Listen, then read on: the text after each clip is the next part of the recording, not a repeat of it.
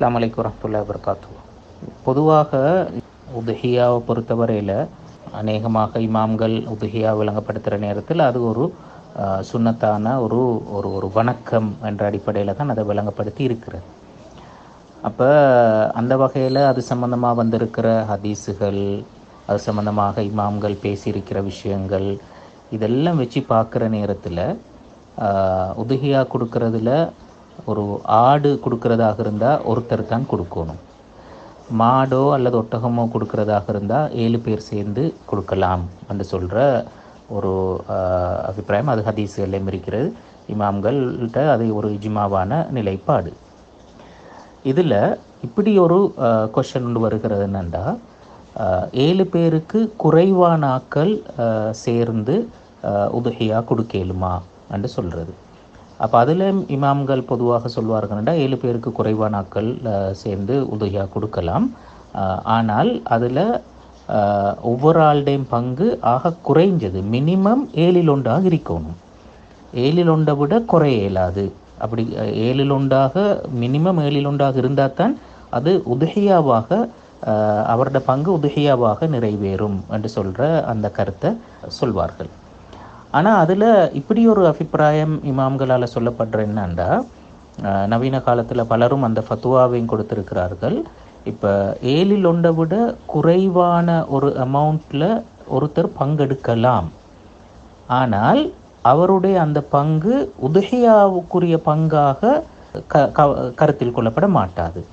மாற்றமாக அவர் அந்த இறைச்சியில் ஒரு பங்குதாரராக மாறுவார். அவர் ஒரு அமௌண்ட் கொடுத்த வகையில் அந்த குறிப்பிட்ட உயிரினத்தை அறுத்தால் அதோட இறைச்சியில் ஒரு பங்கு அவருக்கு கிடைக்கும். ஆனால் அவர் உதுஹியா கொடுத்த ஒரு ஆள் என்று சொல்கிற அந்த கேட்டகரியில் அடங்க மாட்டார். அப்போ அந்த 7 என்ற அமௌண்ட்டை விட குறைவான அமௌண்ட்டில் நிறைய பேர் வேணுமெண்டா பங்கெடுக்கலாம், அதில் பிரச்சனை இல்லை. அவங்க உதுஹியாட பங்குதாரர்களாக இருக்க மாட்டாங்க, ஆனால் இறைச்சியில் பங்கெடுக்கின்றவர்களாக இருப்பார்கள். அப்படி ஒரு அனுமதி இருக்கிறது என்று சொல்லி பொதுவாக நவீன கால இமாம்களும் ஆரம்ப கால இமாம்களும் இந்த அபிப்பிராயத்தை சொல்லியிருக்கிறார்கள். அடுத்து வரக்கூடிய இன்னொரு கேள்வி என்னென்னா, 7 பேருக்கு கூடுதலான ஆட்கள் பங்கெடுக்கலாமா என்று சொல்லி. நாங்கள் ஹதீஸுகளை பார்த்தாலும் ஆரம்ப கால இமாம்களுடைய அபிப்பிராயங்களை பார்த்தாலும் யாரும் 7 பேரை விட கூடுதலான தொகையினர் பங்கு கொண்டு ஒரு உதுஹியா கொடுக்கலாம் என்ற கருத்தை முன்வைச்சது இல்லை.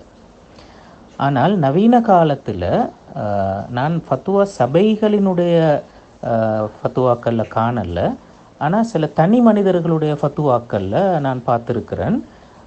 இப்போ எகிப்திட சில ப்ரொஃபஸர்ஸ் சொல்லியிருக்கிறாங்க. அதே மாதிரி சில ஆய்வு சபைகளோட தலைவர்கள் முன் வச்சிருக்கிறார்கள். அதாவது அவங்க அதை அனுமதிச்சிருக்கிறாங்க.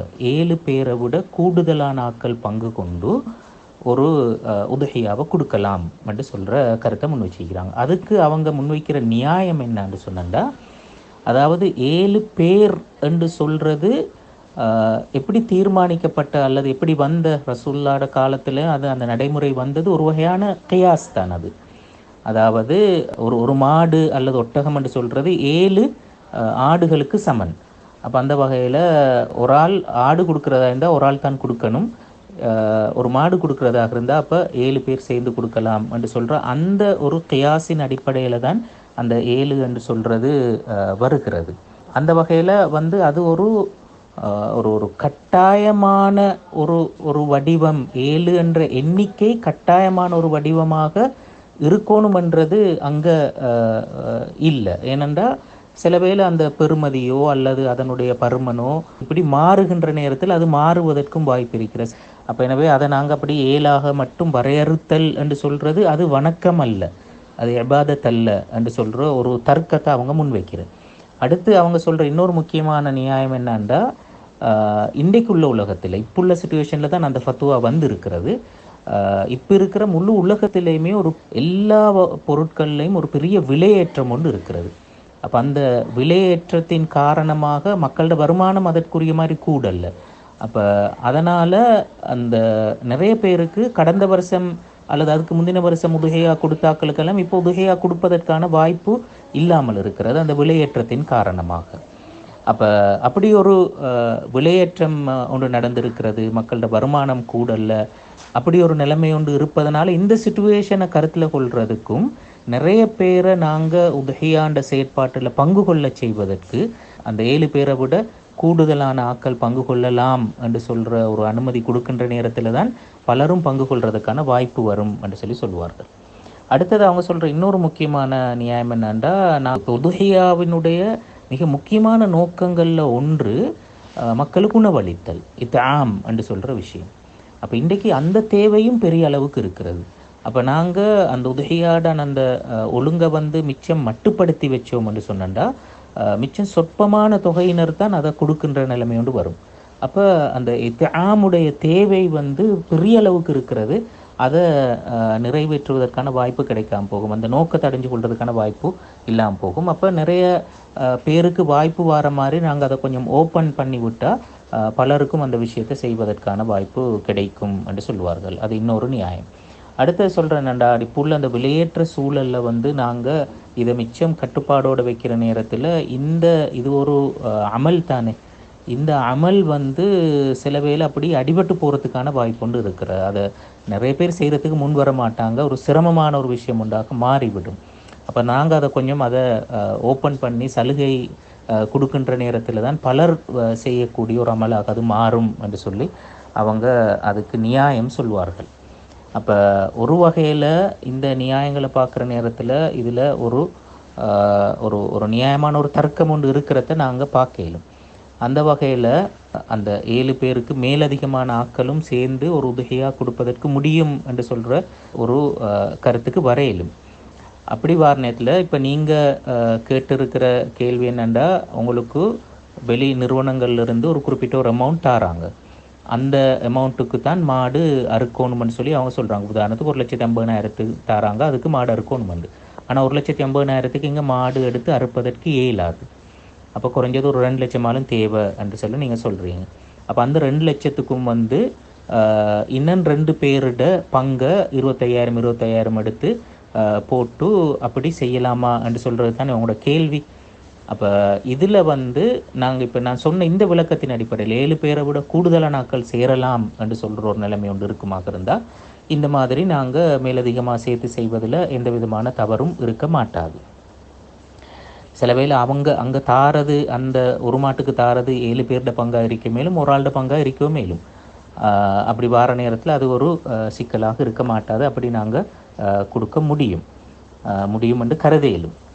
அல்லது நான் ஆரம்பத்தில் சொன்ன மாதிரி குறைஞ்சது நாங்கள் இப்படி ஒரு அனுமதிக்கு தேடி வரையிலும். இப்போ எங்களுக்கு 1,50,000 தான் கையில் கிடைக்கிது, ஆனால் எங்களுக்கு 2 லட்சம் தேவை. அப்போ அந்த நேரத்தில் உதுஹியாவாக இல்லாமல் இறைச்சிக்காக பங்கெடுக்கிறதுக்கு முடியும்னு சொல்லி சொன்னேன் தானே. அது எந்த அமௌண்ட்லேயும் விரும்பின அமௌண்ட்டில் யாரும் பங்கெடுக்கலாம். அதில் அப்படி பங்கெடுக்கிறதுக்கு மாதிரி ஒரு வேலையும் செய்யலும். அப்போ நீங்கள் இப்போ 1,50,000 மந்திக்கு இன்னும் 50,000 தேவை. அப்போ விரும்பினாக்கள் நீங்கள் அதுக்கு கண்ட்ரிபியூட் பண்ணி இறைச்சியில் ஒரு பங்கொண்டு நீங்கள் எடுத்துக்கொள்ளுங்க என்று சொல்லி அப்படி அந்த மாதிரியும் நாங்கள் அதை செய்யலும். இப்படி ஏதோ ஒரு மெத்தடில் நாங்கள் அதை செய்யலாம்.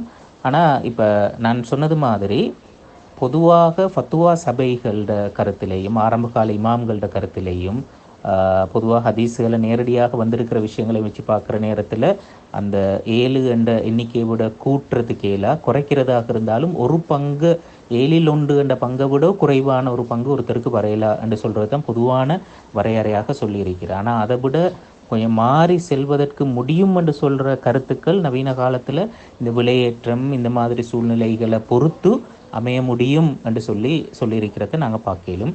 அப்போ அப்படி ஒரு ஃபத்துவா இருக்கிறது என்ற வகையில் அதை நாங்கள் பயன்படுத்துறதுக்கான வாய்ப்பு இருக்கிறது. அது ஒன்று. ரெண்டாவது, இந்த ஃபத்துவாவுக்கு வாரத்துக்கு சிரமம் என்று கண்டால் அல்லது எங்களுக்கு அதுக்கு கொஞ்சம் அது கொஞ்சம் மனசு திருப்தி இல்லை என்று சொல்லி காண்றதாக இருந்தால் இன்னொரு ஆப்ஷன் இருக்கிறது. அது என்ன?